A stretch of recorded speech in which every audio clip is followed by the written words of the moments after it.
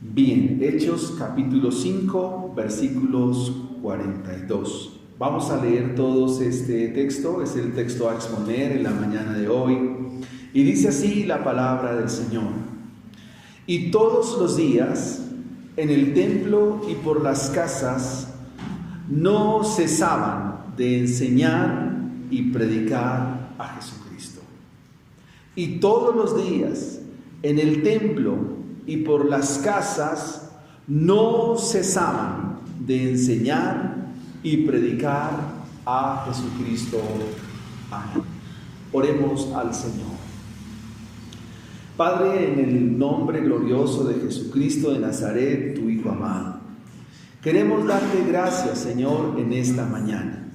Poderte decir que nos ayudes a entender esta tu palabra y al mismo tiempo, mi Señor, ayúdanos a vivirla, Padre.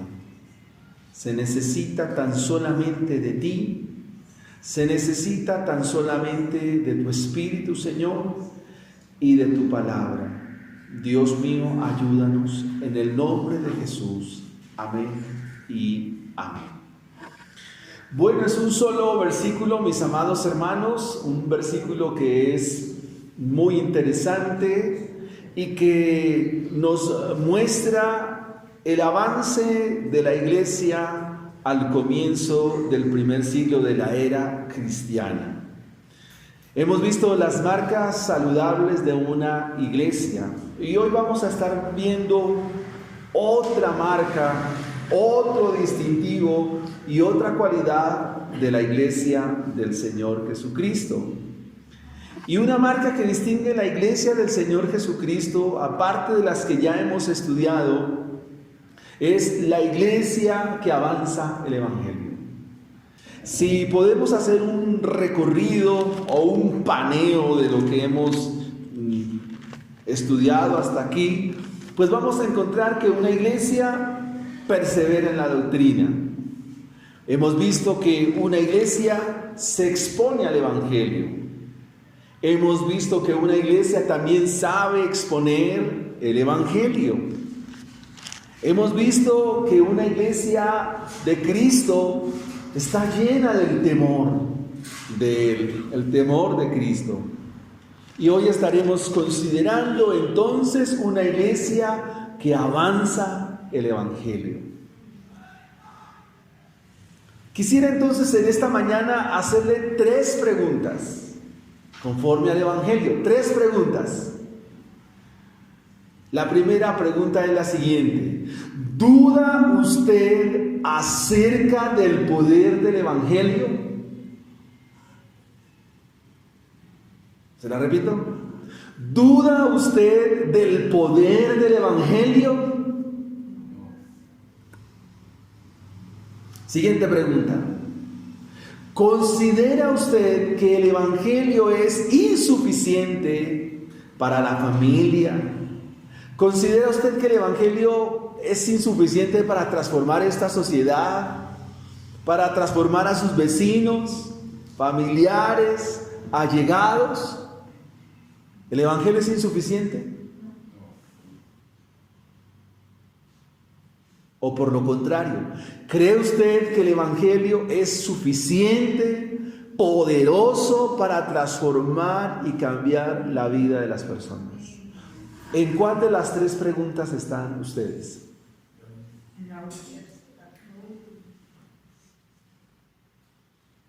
Vamos a mirar entonces que no estamos en el enfoque que es. Porque si usted cree que el Evangelio es poderoso, ¿por qué no lo predica? A su familia primeramente. Si usted cree que el Evangelio tiene toda la suficiencia, todo el poder, ¿por qué tan poco impacto en la sociedad? Si usted mira la sociedad colombiana, la sociedad bogotana, uno mira las noticias, hermanos, uno queda perplejo. Antenoche veíamos junto con mi esposa un programa de televisión de un hombre por allá en Cartago que enamora a una señora 26 años más de edad que él, termina asesinándola, enterrándola, echándole cemento al cadáver por encima y haciendo toda una serie de cosas. Usted mira todos los días los canales informativos de televisión, los noticieros, y usted va a encontrar, mis amados hermanos, el robo, el atraco, el hurto, la violencia intrafamiliar, hogares destruidos. Algo pasa con los evangélicos. Pregúntese por qué su familia no está en el Evangelio. ¿Por qué no siguen al Señor Jesucristo? Pregúntese, examínese a la luz de ese pasaje. Para eso es la Biblia. Y yo le quiero referir otra vez las 3 preguntas. ¿Cree usted del poder del Evangelio? No porque el Evangelio no tenga poder, sino el problema está en ¿quién? Nosotros. ¿Será que el Evangelio es insuficiente? La iglesia de nuestros días ya no cree en la suficiencia de las Escrituras.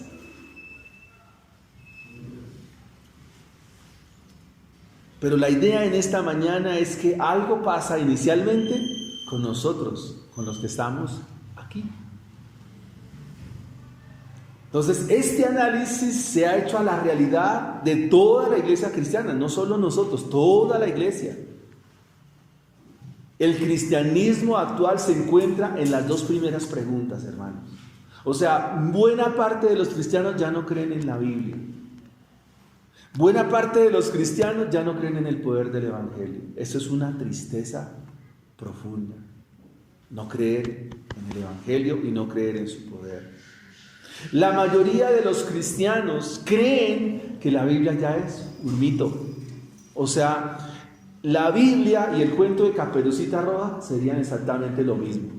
Tienen la misma información. La Biblia y la historia de Adán y Eva y la historia de la liebre y la tortuga y todas las fábulas que encontramos en la literatura son exactamente lo mismo.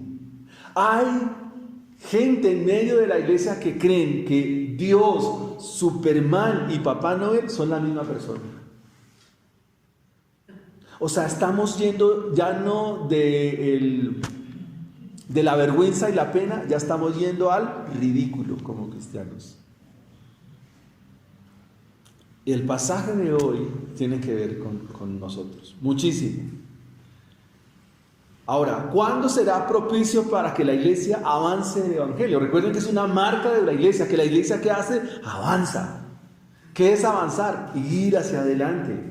En los ejércitos de la antigüedad se tocaba una trompeta para que el ejército avanzara y no retrocediera.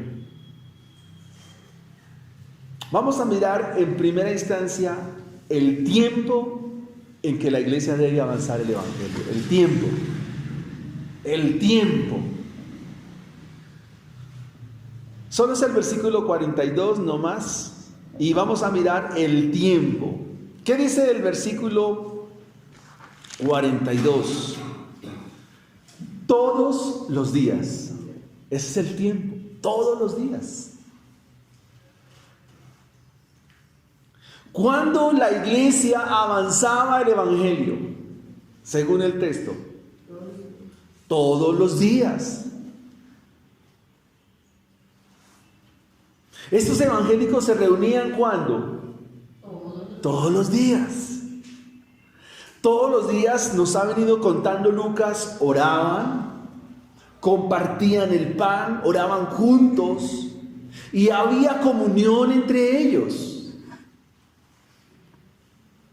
Pregunto como iglesia, ¿cuándo nosotros compartimos juntos?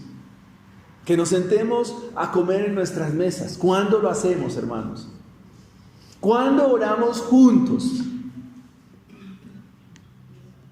¿Todos los días? Eso es una mentira en nosotros, porque no es todos los días. Eso no es una realidad en nosotros. ¿Ven dónde está el problema, hermanos?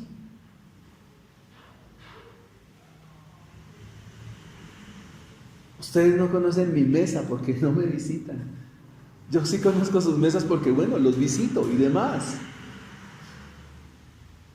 Pero también ustedes ven los unos con los otros, ir y visitarse, hermanos. El Evangelio se trata de esto,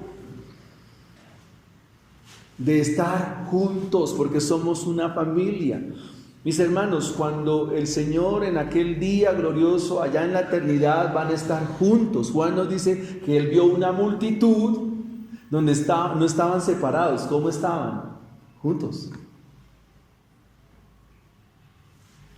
La Biblia nos dice que todos los días estos hermanos estaban juntos.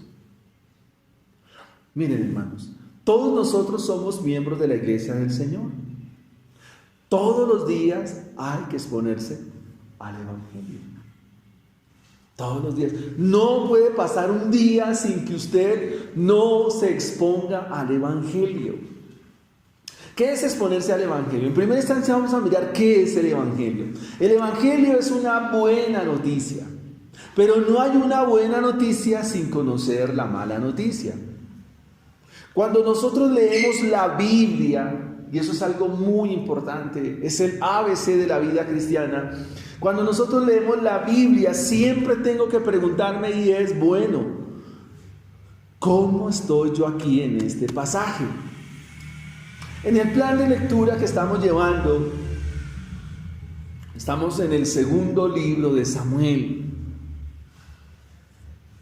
Y anoche leíamos en casa el pasaje funesto, terrible de cuando David va y toma a Betsabé, una mujer casada, comete adulterio y un sinnúmero de pecados. Y la pregunta es, bueno, ¿y yo cómo voy en esa historia? ¿Qué tiene que ver esa historia conmigo? ¿Cómo en la historia de la redención esa historia también me está hablando a mí? Y cómo el Evangelio le es predicado a David y cómo el Evangelio nos es predicado a nosotros. De eso se trata. Así que todos los días nos es necesario exponernos al Evangelio. Esta gente todos los días se exponían al Evangelio. De hecho, el verbo predominante ahí es que no cesaban. Ese es el verbo relevante ahí, no cesar, o sea, no paraban. No paraban ¿de qué? De enseñar y predicar a Jesucristo.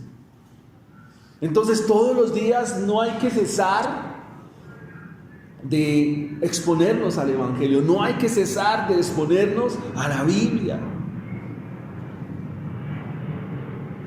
Mis amados hermanos, ¿ustedes en algún momento han prendido candela para hacer un asado? A ustedes que les gustan los asados, ¿qué hay que hacer para hacer un asado? Pero todavía no es la hora del almuerzo, ¿no? ¿Cómo? La leña, lo importante. ¿Y qué más se hace para tomar esos carbones? ¿Cómo estaban primero que todos esos carbones? Apagados, ¿verdad? ¿Y qué hay que hacer con esos carbones? Hay que prenderlos, ¿cierto? Pero todos prenden de una vez. No, ¿cómo van prendiendo? Uno prende y el otro va prendiendo al otro, y va prendiendo el otro, y va prendiendo al otro, y va prendiendo al otro. Y finalmente, ¿qué tenemos? Todos los carbones encendidos y hubo asado. Bueno, la carne, ¿no? Hermanos, en la iglesia pasa exactamente lo mismo. Cada uno de ustedes es un carbón. Cada uno de ustedes es ese carbón el cual que hay que encender, para que ese carbón vaya encendiendo ¿a quién? Al otro. Y ese carbón va encendiendo al otro. Y ese carbón va encendiendo al otro, a fin de que todos los carbones finalmente, ¿cómo están? Encendidos, están avivados. Hay llama sobre esos carbones. Eso es lo que debe pasar en la iglesia. Déjenme contarles la siguiente historia. Se dice de un hombre que era exitoso, con una familia estable, con una esposa, con sus hijos, y esta familia gozaba de mucho respeto en la iglesia. Pero había un problema. Ellos sabían, y sobre todo él sabía, que en el fondo de su corazón su vida espiritual no estaba tan avivada como realmente los demás creían y como los demás veían. Y él, exponiéndose continuamente al Evangelio, exponiéndose continuamente a la lectura de la Biblia, Dios comenzó a enseñarle, Dios comenzó a guiarle y a mostrarle cuán ciego y cuán en bancarrota estaba espiritualmente. Cada día estaba siendo confrontado con las verdades de la palabra de Dios. Cada día el Espíritu de Dios le traía la convicción de quién era y le mostraba la necesidad por Cristo. Él dice en su testimonio: me di cuenta de que era orgulloso, me di cuenta que era rebelde, que era ingrato, que era indomable. Pero la palabra de Dios, el Evangelio, me hizo caer de rodillas. Clamé al Señor como pude, pidiéndole que quería que me hiciera un hombre nuevo. En mi corazón sentí que me dijo: quiero dos cosas, dice este testimonio. Y el Señor le hizo entender que quería dos cosas de él: obediencia y sumisión a su palabra. Cuando nosotros nos exponemos cada día al Evangelio, todos los días, como nos lo dice el texto, el Evangelio está avanzando en nuestra vida. El Evangelio está avanzando, está corriendo en nuestra vida. La palabra de Dios está corriendo y siendo glorificada en nuestra vida. Y eso va a producir, amados hermanos, que seamos convencidos de quiénes somos. Y en esa convicción nos daremos cuenta de que necesitamos a Cristo Jesús. Eso es lo que significa exponerse al Evangelio. El resultado de exponerse todos los días al Evangelio me va a ayudar a ver las cosas desde otra perspectiva. En primera instancia, me ayudará a entender quién soy yo. ¿Qué significa la iglesia realmente? ¿Qué significan los hermanos para mí? ¿Qué significa mi familia? ¿Qué significa estar aquí? ¿Qué significa el día del Señor? ¿Qué significa vivir los mandamientos? ¿Qué significa el fruto de labios, dar para la obra? Todo eso Dios me lo hará entender si todos los días me expongo al Evangelio. Es decir, Dios comenzará a avivar. Miren, hermanos, en la misma ilustración de los carbones encendidos, a esos carbones toca coger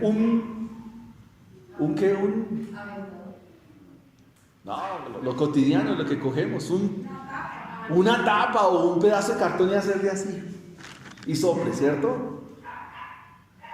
El Espíritu de Dios más o menos es lo que hace en nosotros, insuflar ese aliento cada día más por su palabra.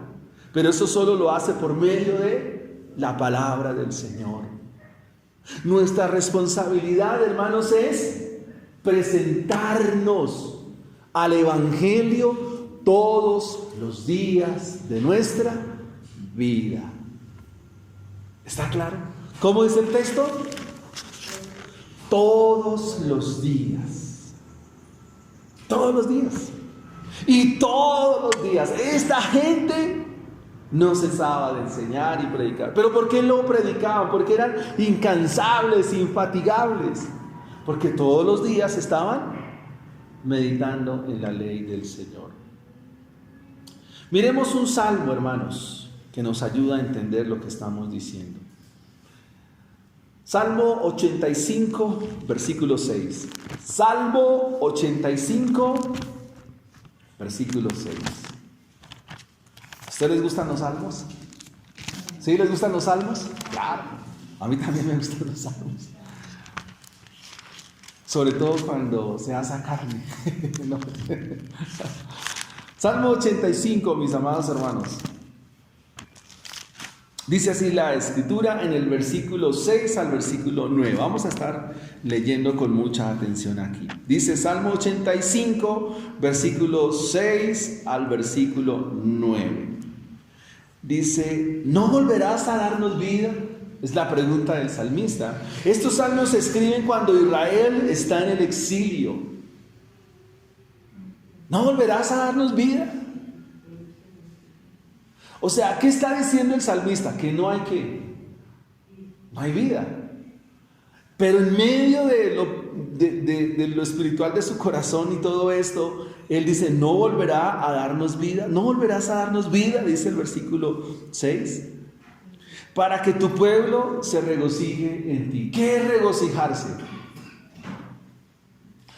El regocijo es una alegría muy grande, sí, vamos a decirlo en esos términos. Es un gozo muy grande. Y cuando hablamos de un regocijo, ¿qué puede darnos más gozo en esta vida que el Evangelio? ¿Qué puede darnos más gozo, más alegría que el Evangelio en esta vida? Porque el Evangelio es Cristo mismo. Y dice el versículo 7, muéstranos, oh Jehová, tu misericordia. ¿En dónde encontramos la misericordia de Dios? En el Evangelio. Porque si realmente hay alguien que es misericordioso, ¿quién es? Dios, Jesús es muy misericordioso. Ustedes recuerdan el caso de la mujer adúltera. ¿Qué le dijo el Señor? Mostrándole su gracia, su favor y su misericordia. ¿Qué le dijo?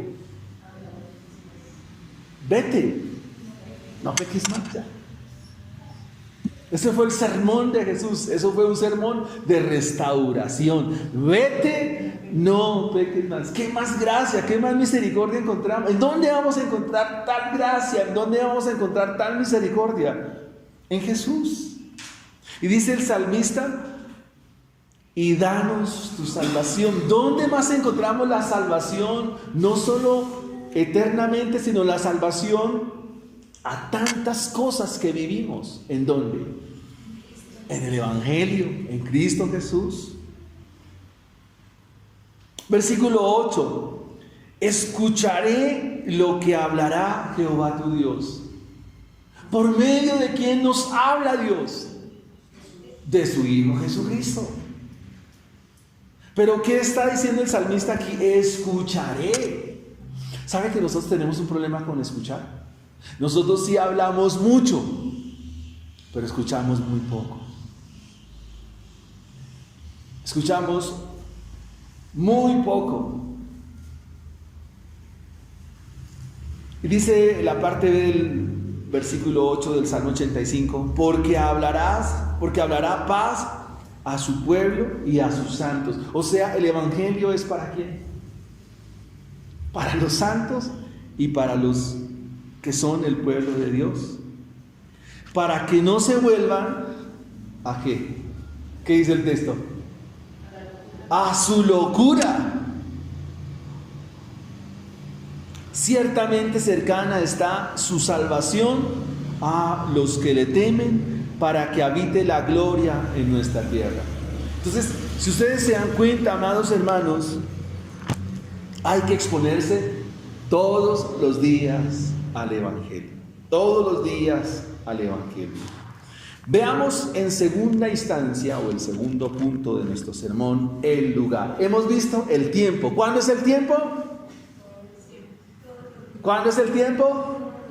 ¿Está claro ese punto? ¿Cuándo es el tiempo? De avanzar el Evangelio. Todos los días. Ahora veamos el lugar para avanzar el Evangelio. ¿Qué les parece? El lugar para avanzar el Evangelio lo encuentran en el mismo texto. Lo encuentran ahí. Recordemos el texto. ¿Cuál es el texto? Y todos los días, ese es el tiempo. Ahora vamos a ver en segundo lugar, el lugar. En donde no cesaban de enseñar y predicar el Evangelio, de avanzar el reino. ¿En dónde? En el templo y por las casas. Eso es lo que nos dice el texto. En el templo y en las casas. Ese es el lugar, ¿verdad? Pregunta, ¿en qué parte del templo era que se ubicaban a predicar? Leímos toda la historia. ¿En dónde quedaba el lugar? En el pórtico de Salomón. ¿Y por qué en el pórtico de Salomón? Porque en el pórtico de Salomón era donde mayoritariamente se hacían todos los gentiles. ¿Ustedes saben cómo le dice Kiko a don Ramón? Ustedes no ven el chavo. ¿Cómo le dice Kiko a don Ramón? Chusma, chusma. En el pórtico de Salomón era donde se hacía toda la chusma. Todos los gentiles, ahí era donde estaba ¿quién? Si ustedes leen la historia del capítulo 3, ahí se hacían, ahí quedaba una puerta que se llamaba la puerta de la hermosa. Pues no sé qué tan hermosa era la puerta, pero ahí se hacían las personas. Y se hacían mayoritariamente los gentiles porque eso quedaba en el atrio del templo. Ahora, el templo para la fe del Antiguo Testamento era muy importante. El templo era la referencia histórica, la referencia de fe de los antiguos. Ustedes van a encontrar en muchos de los salmos hablando de ¿quién? Del templo. Porque el templo era muy importante, era foco de la fe. Daniel oraba ¿cómo? Abriendo las ventanas y mirando hacia Jerusalén. ¿Y qué quedaba en Jerusalén? El templo. Hasta el día de hoy, muchos de los ortodoxos que visitan Jerusalén están pegados ¿a dónde? A un muro, porque aún para ellos queda algo de su fe en esos ladrillos.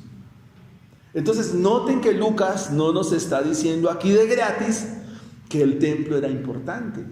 Sí era importante porque allí se aglomeraba, allí llegaba mucha gente a cumplir con su fe, con sus ritos.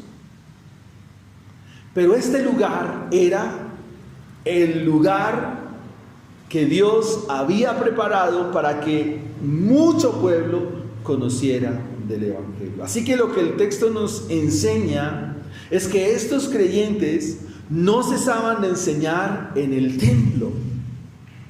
Ahora, el templo no era un lugar, un estadio de fútbol, no. El templo también tenía unos parámetros y unas medidas, era grande. ¿Por qué ahora tienen que desplazarse a las casas? Lucas nos lo dice ampliamente, porque eran ya muchos. La multitud, había mucho creyente, eso es lo que nos ha contado Lucas, que el Evangelio venía avanzando tanto que ahora la multitud no cabe en el templo. Todos los días en el templo se enseñaba y se predicaba acerca de Jesucristo, pero ya no cabía la gente. Cada día se producía en el templo una gran congregación de creyentes. Asistían masivamente a escuchar ¿a quién? A Jesús. Y esto lo profetizan dos profetas del Antiguo Testamento, Zacarías, Amós y Oseas. Que la enseñanza del Mesías, la enseñanza de Jesús iba a aglomerar, iba a congregar, iba a atraer mucha gente. Y si ustedes miran, el problema de la iglesia es que no se está enseñando de Jesús. Si usted mira los mensajes en televisión, los mensajes en los canales cristianos, no es el mensaje del Evangelio. No es el mensaje de la palabra de Dios, no es. De hecho, tenemos que revisar también el mensaje de nuestra iglesia.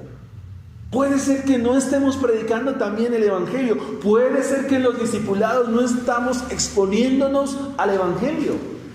Puede ser ese el problema. Porque de seguro estamos que cuando el Evangelio es expuesto, suceden cosas. El viernes les contaba a mis hermanos de la alabanza cómo inició hacia 1905 el avivamiento de Gales. ¿Qué fue lo que pasó? Un joven minero no tenía mayor estudio, no había pasado por seminario, sino sencillamente tenía su Biblia, la versión Tyndale o lo que llamamos la King James, o sea, la Reina Valera de los ingleses, más o menos. Y este muchachito comenzó a leer la Biblia, o sea, se expuso al Evangelio. Y Dios comenzó a obrar en este muchacho, y de repente este muchacho comenzó a salir hacia la calle, y cuando venía del trabajo de minería, comenzaba a hablar del Evangelio a la gente. Y así comenzó Dios a obrar y a obrar. Consecuencias de ese avivamiento. Se dice que los jueces ya no tenían nada que hacer, o sea, los problemas se arreglaron. Se dice que las tabernas, burdeles, cantinas se cerraron. Los policías ya no tenían que preocuparse porque ya no habían problemas en la calle. Es decir, algo estaba pasando en la ciudad de Gales.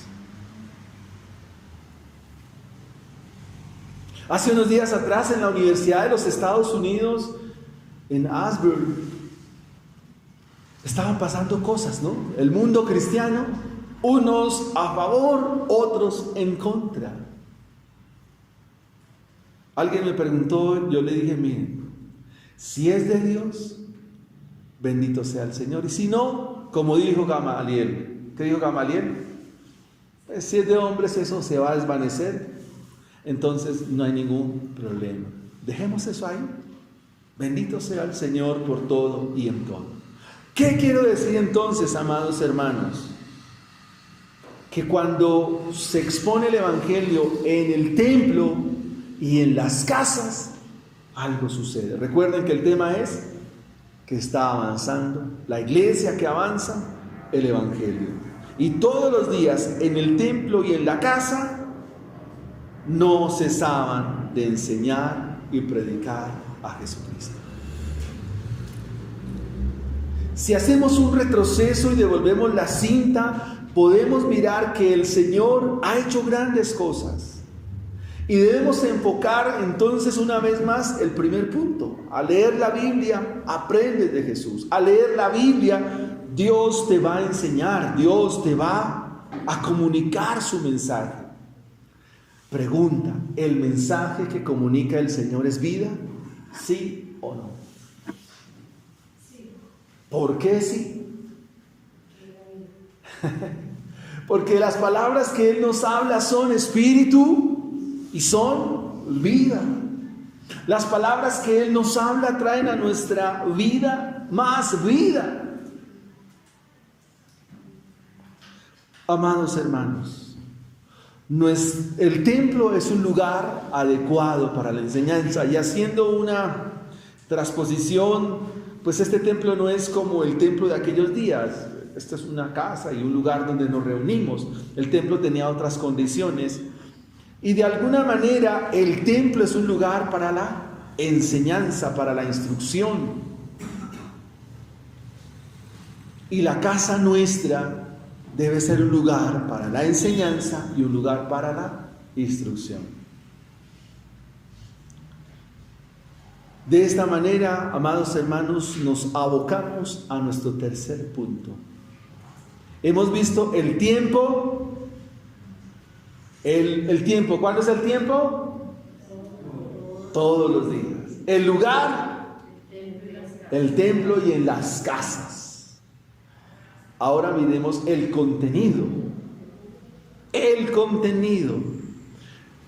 ¿Qué era lo que no cesaban de hacer? ¿Qué contenía la enseñanza? ¿Qué era lo que no dejaban de anunciar? Dice, de enseñar y predicar a Jesucristo.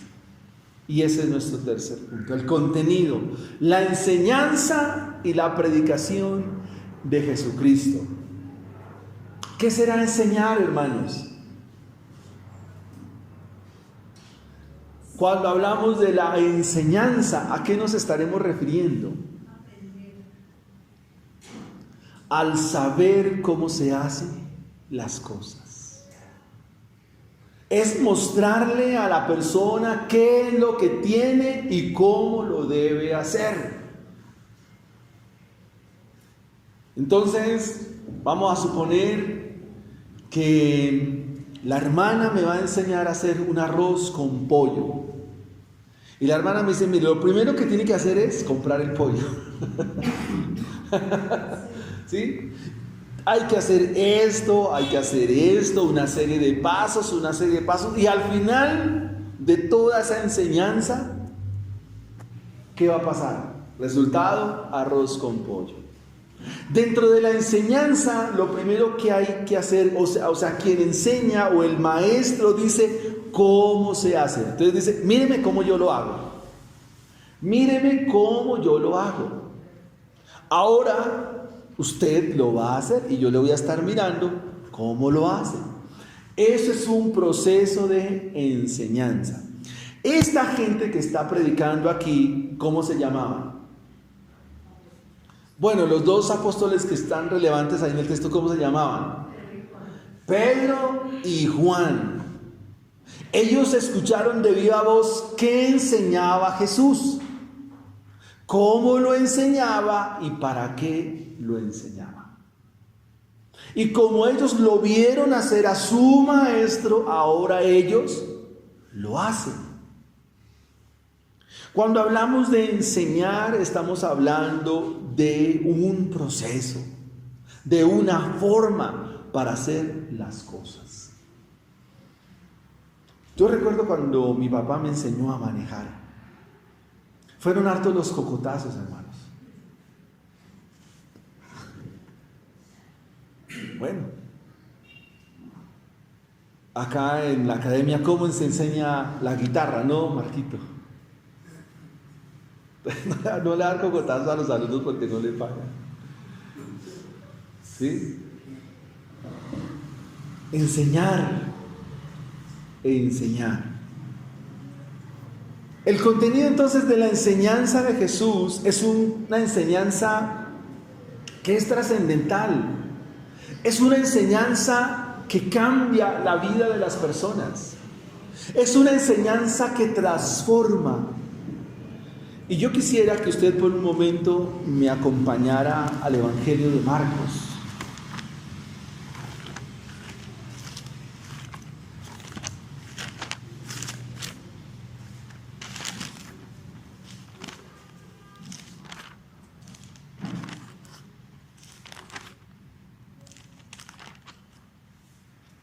El Evangelio de Marcos lo escogemos porque es un evangelio que es muy detallista. Si queremos ver detalles de las cosas que hizo Jesús, tan solamente hay que trasladarnos al Evangelio de Marcos.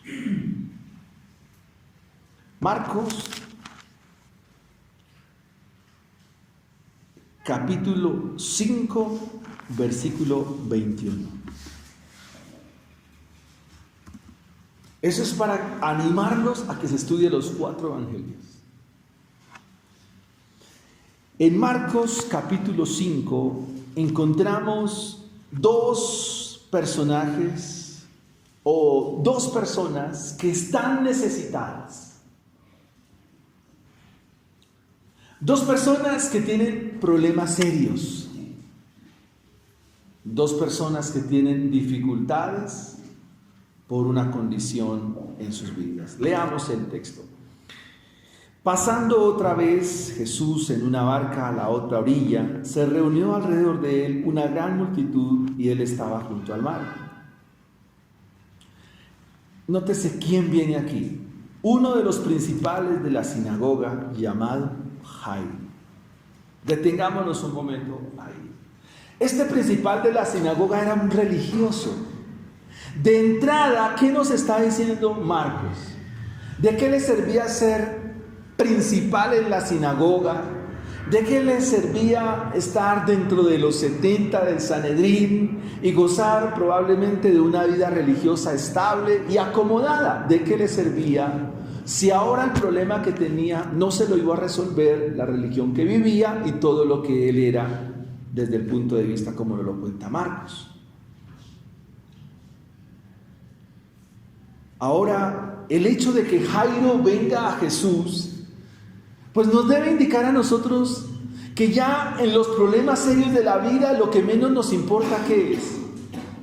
La religión. Lo que menos nos debe importar, ¿qué es? El estatus. Tengo un problema y lo que requiero es una solución. Así que Jairo viene a Jesús y hace lo que no podía hacer un religioso de la época. ¿Qué hizo? Se postró ante sus pies. Esto es de no te lo puedo creer, Jairo.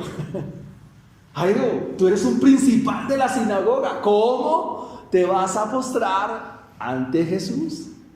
O sea, ¿cómo va a hacer eso?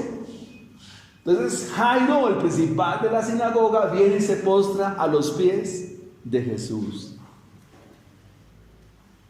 Pero no solo hace algo tan descabellado, sino que ahora le ruega mucho. Extraño en un principal de la sinagoga haciendo tales cosas. Y al rogarle le dice: mi hija está agonizando. Ven y pon las manos sobre ella para que sea salva y vivirá. Eso no se podía de acuerdo a las tradiciones talmúdicas. O sea, no se podía colocar las manos sobre alguien que ya estaba en el lecho de la muerte. Él le dice: mi hija está agonizando. Y pues ven, pon las manos sobre ella. Entonces el Señor Jesucristo se va a la casa de Jairo. Y aquí encontramos muchas lecciones para aprender. La primera, Jesús está yendo donde los religiosos, donde los fanáticos, los legalistas. Fue pues con él y lo seguía. Jesús no entró en discusión con Jairo. Jairo, mira, tu Sanedrín, los fariseos y los escribas que son tus amigos me viven haciendo la guerra todo el tiempo.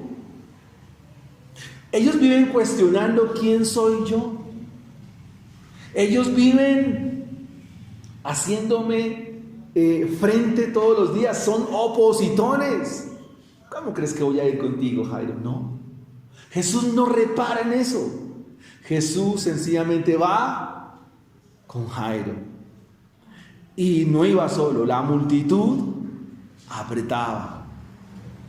Pero por el camino ahora se encuentra otro personaje, una mujer, que desde hacía 12 años padecía de flujo de sangre. Entonces vemos dos personas con dos problemas. El primero de ellos es Jairo y su hija está... ¿Cómo se hace, Sandrita? Y con la mujer de flujo de sangre, un problema serio. Se dice que una mujer cuando está en su periodo menstrual, primero que todo, es débil, se pone pálida, comienza su sistema hormonal a cambiar. Con 4 días, ¿verdad? 4 días. Ahora imagínense 12 años. 12 años con ese problema. Y dice la Escritura, y había sufrido mucho de muchos médicos. O sea, había ido... Aquí la palabra médicos tiene que ver con dos cosas en el texto. Es probable que ella había ido donde personas como, algo así como hierbateras, personas que no le habían dado con el chiste, como decimos popularmente.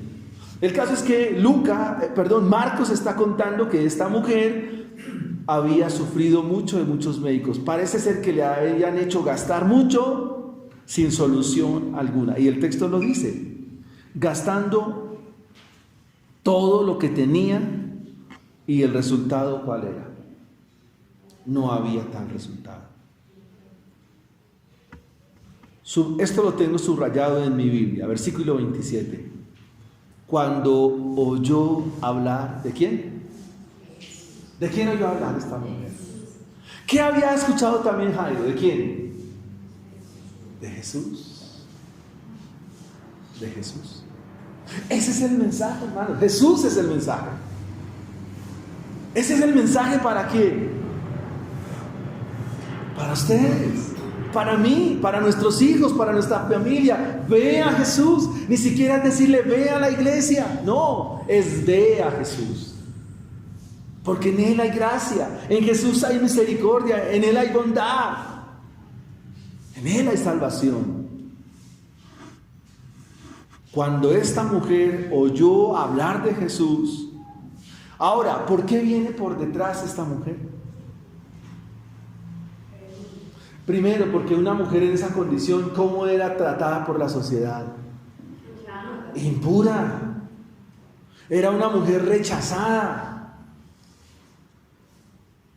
Era una mujer a la cual no se le podía acercar. Es más, de acuerdo a la ley, una mujer en estas condiciones era una mujer que había que mantenerla al margen de la sociedad.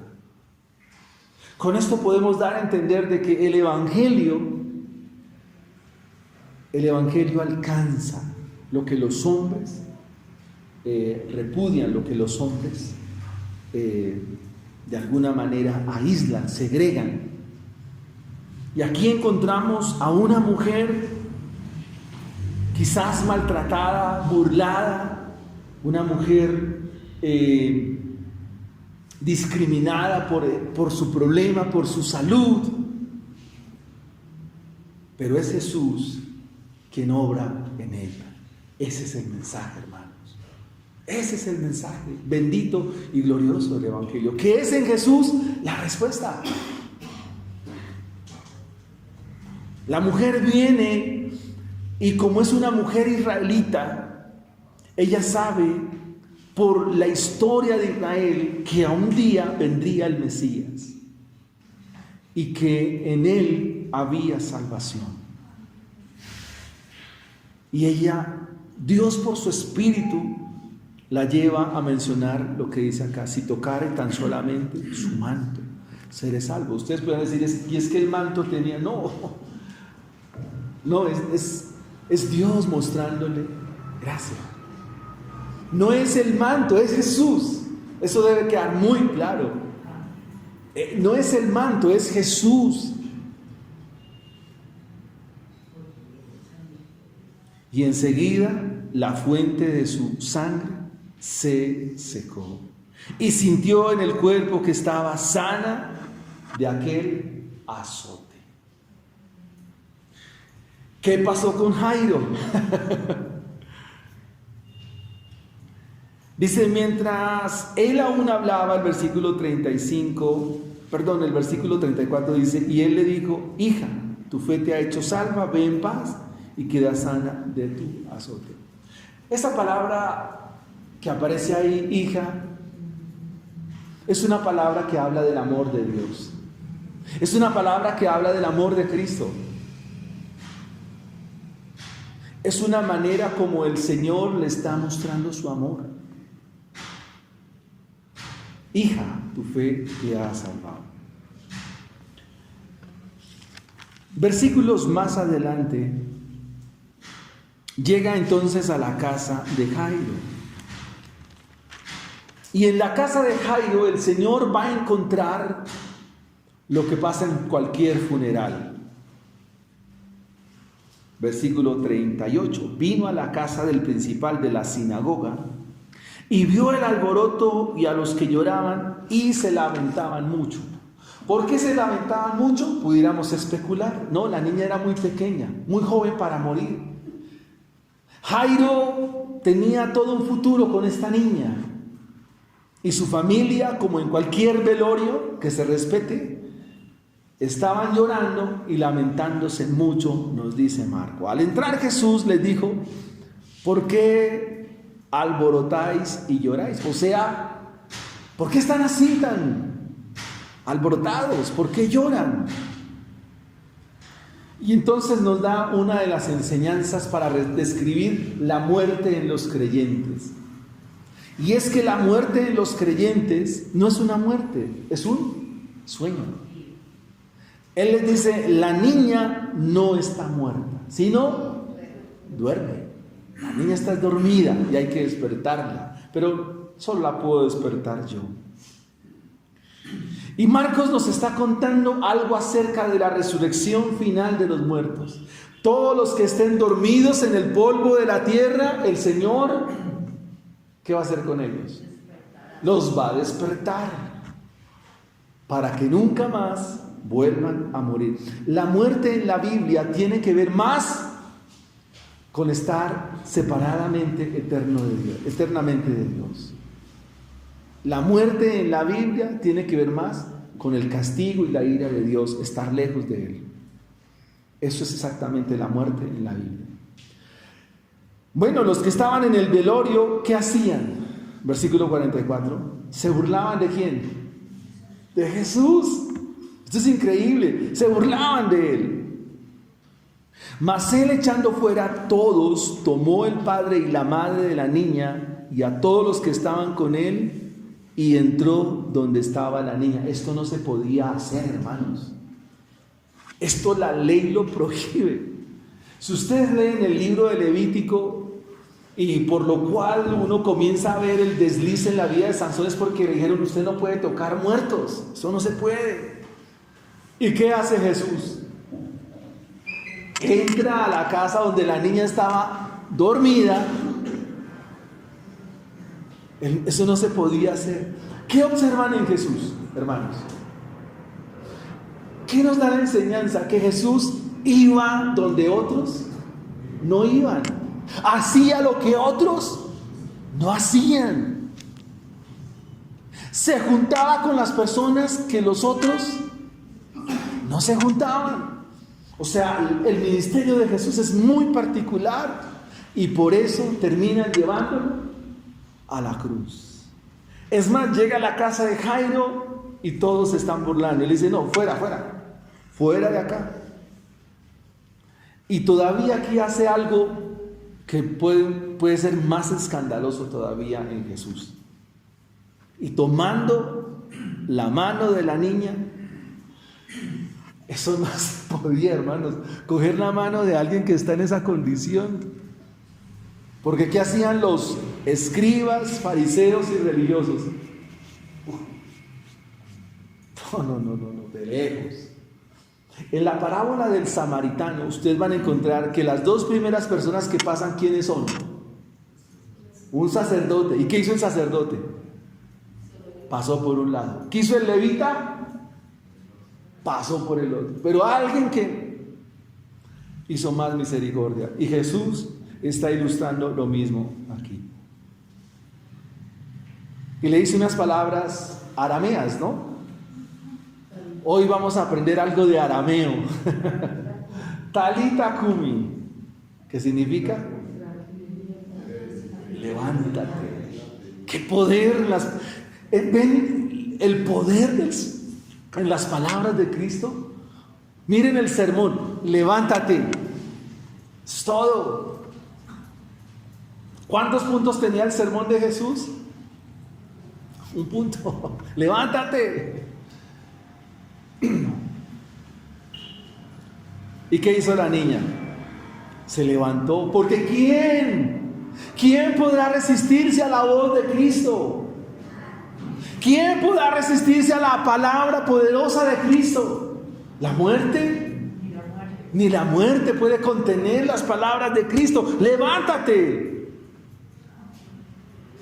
Y la niña se levantó. ¿Cuántos años tenía la niña? 12 años tenía la niña. Y se espantaron grandemente. Y el Señor le dijo: mira, ahora toma tu WhatsApp toma tu Facebook, tu Instagram y cuente que yo la sané. No. Qué extraño los movimientos de poner las personas en las plataformas a que cuenten. No, el método de Jesús no es ese. Les dijo, hágame un favor, esto no se lo cuente a nadie, porque ¿qué es lo importante en Jesús? ¿Contar que Él hace milagros? ¿O contar que Él es el Salvador y que el mayor milagro es cuando una vida se arrepiente? ¿Me comprenden lo que estamos diciendo? O sea, en Jesús los milagros no son tan importantes. Lo importante aquí es lo que ha hecho con estas vidas que han pasado de muerte a vida y gozarán de los deleites eternos de Cristo. Volviendo al capítulo 5 del libro de los Hechos, eso era lo que contaban los discípulos. Si ustedes miran la sanidad del cojo, ¿qué fue? Algo que vieron a hacer a quien, a su maestro. Ahí estaban ellos, viendo cómo Jesús obraba. Pero apenas eso era el gancho para hablar del evangelio a una multitud. En el capítulo 5 de Hechos está contando Lucas que muchos eran sanados. ¿Pero para qué venían? A escuchar el mensaje, porque el mensaje es el que cambia, no el milagro. El mensaje del evangelio, el mensaje de Cristo es el que cambia. Y eso debe ser claro para nosotros, que el mensaje de Cristo es el que transforma. Decirle a las personas que vayan a Cristo, así como la mujer fue a Cristo, así como Jairo, ¿a quién vino? A Cristo. Tus hijos, llévalos a Cristo, llévalos. Tu familia, llévalos a Cristo. Llévalos a Cristo. Y por eso tú debes aprender es de Cristo. No de las formas religiosas que nos hemos inventado, no de las formas cúlticas que nos hemos inventado. Eso no sirve, hermanos. Quien sirve es Cristo y nada más que Cristo. Él es el que sirve. Y eso nos lleva a dos aplicaciones, hermanos. Las bendiciones de la iglesia, ¿en dónde se encuentran? En Cristo. La bendición de la iglesia está tan solamente en Cristo. Y de Cristo viene la unidad de la iglesia, de Cristo viene la comunión y de Cristo viene la sed para beber de Él todos los días. Recuerden que esta gente todos los días no cesaban, todos los días, no había cansancio. Pregunto, mis hermanos, ¿quién se puede cansar de Cristo? ¿Saben nosotros de qué sí nos cansamos? De la rutina, de la religiosidad, de lo que un predicador expone hablando del cansancio espiritual, y él le hace unas preguntas. Cuando un cristiano está cansado de querer aparentar ser buen cristiano, cuando se está agotado por las actividades de la iglesia, cuando se está seco espiritualmente, cuando no le encuentra sentido a la lectura de la Biblia, y cuando la vida de oración no es un deleite sino una obligación. Eso sí que es harto, hermano, que le digan lea la Biblia, ore, cuando usted ni lo quiere hacer. Cuando usted sabe que ni siquiera le llama la atención. La segunda aplicación dice, no solo es necesario estar juntos para ser bendecidos, sino que todos estemos en armonía.